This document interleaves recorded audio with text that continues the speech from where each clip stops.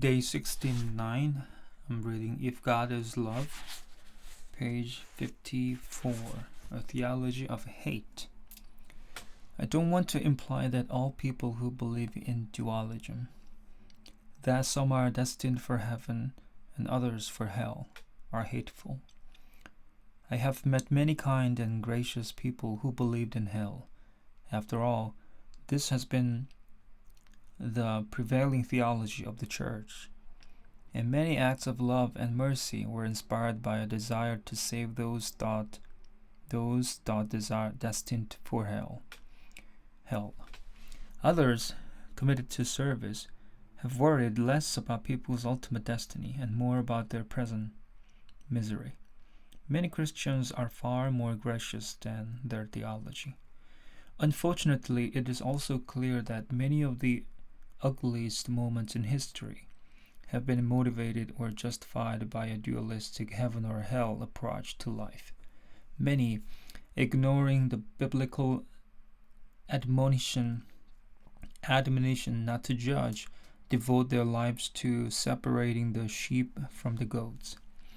Believing in hell grants them an unspoken permission to hate or reject those persons who, falling outside their religious and moral standards, are destined to burn.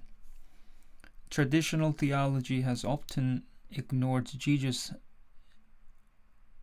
admonition to love our enemies,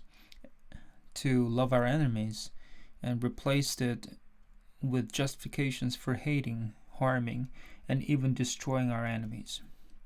I won't chronicle the long history of Christians torturing and killing those who believe strayed from the center. What concerns me is not so much what happened, but why it happened.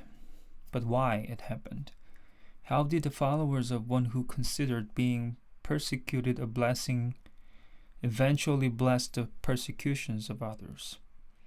How was the church able to diminish, if not dismiss, the command to love our enemies? I suspect this double-mindedness was a result of the church's gaining power. Prior to rising to power, the church has no recourses other than grace. Grace was the means by which the persecuted overcame their temptation to hate. It also enabled them to resist the bitterness and despair that can destroy the oppressed. Grace, in the face of torture and injustice, undercut the legitimacy of the oppressors.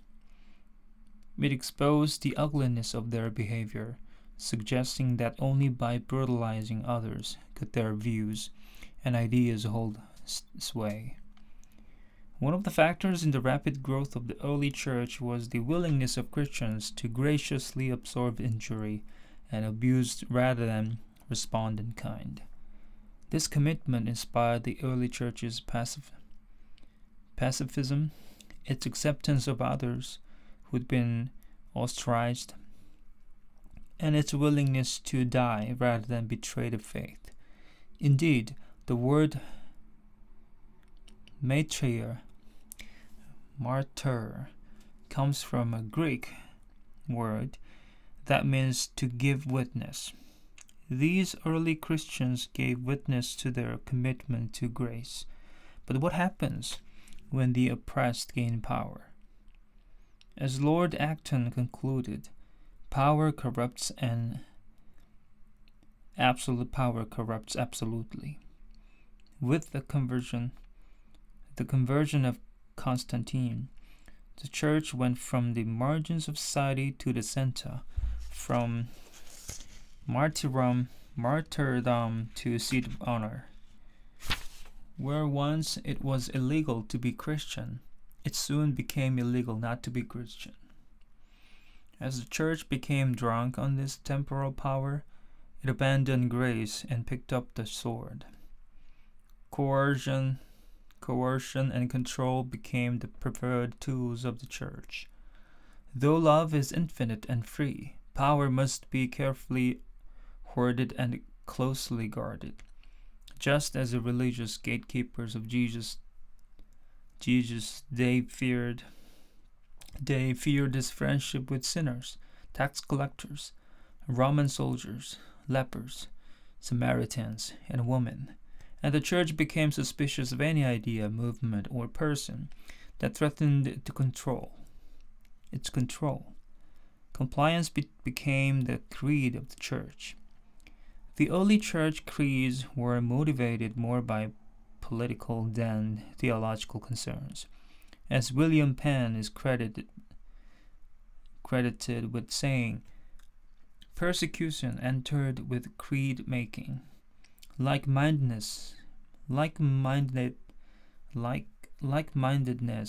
became a requirement rather than a goal. Orthodoxy, not love and grace, became the central focus.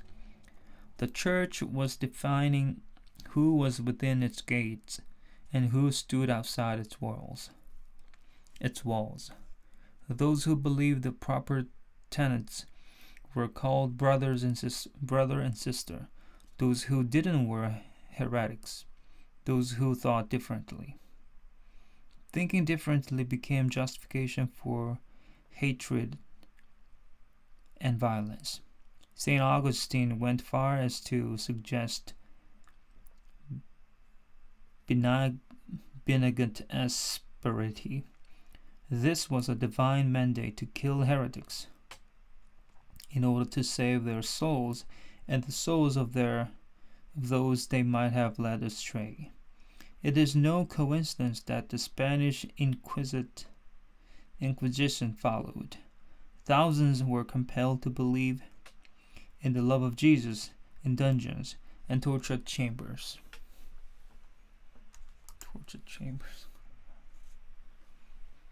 Most Christians today reject such violent means of converting others, although they continue to accept the theology that birthed such madness.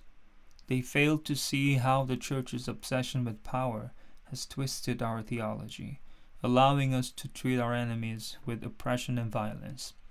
Paying a token tribute to love, the Church remains oblivious to how the marriage of Christian language and violence has coarsened our souls. When I was 6 years old, I became a member of the Christian Youth Crusaders. We'd meet in the basement of the church each Wednesday night to sing songs, memorize verses, and earn badges. I still remember one of favorite songs. I may never fight in the infantry, ride in the cavalry, shoot the artillery. I may never fly over the enemy, but I'm in the Lord's army. We were taught to put on the full armor of God. We had weekly sword drills where we earned points by being able to find a verse in the Bible, the sword of the Lord, before the others. My church was training small children for battle. Though no one commanded us to hate, we were taught its stories. God looked down on the world, hated what he saw, and destroyed most everyone with a flood. God hated the people of Sodom and Gomorrah and rained down fire.